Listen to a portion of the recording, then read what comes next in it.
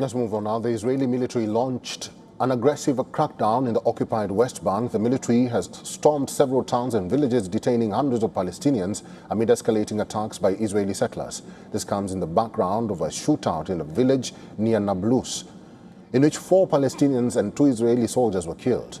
The wide-scale military operation across the West Bank has been ordered by Israeli Prime Minister Benjamin Netanyahu following the deaths of the Israeli soldiers.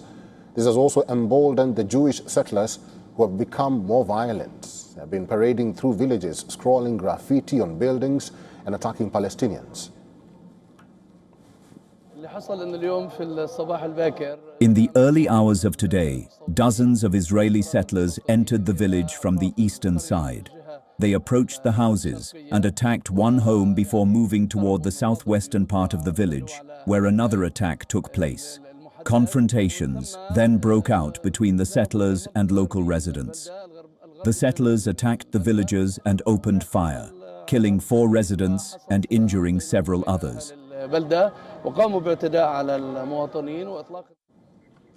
Israeli settlers have even tried to set 2 mosques ablaze at the newly built Al-Rahma Mosque in the town of Kasra. Settlers spray-painted slogans like "Jewish revenge" on the walls. The other mosque targeted in the arson attack was in the village of Kur, south of Tulkarem. I was awake to drink water, and while I was sitting on the bed, I saw a flare of red light on the windows. When I looked through, I saw the first coach on fire, and they were done with the graffiti. They set fire in the coach and did the graffiti.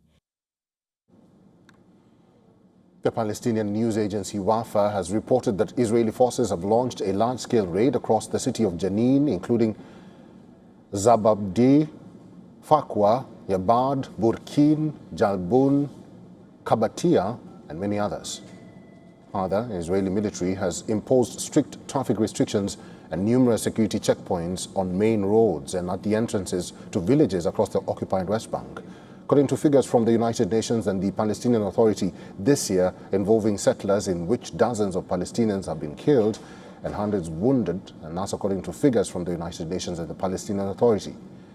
Israeli Prime Minister Netanyahu called this operation a fight against terrorism. Members of his government, including the far-right finance minister Bezalel Smotrich, have called for annexation of West Bank.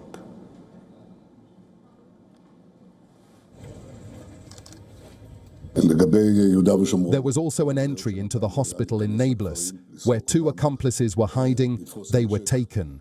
They sealed the terrorist's house in preparation for its demolition. They also mapped the houses of the other accomplices in preparation for action against them, and we are also prepared to act on a broader scale against nests of terror.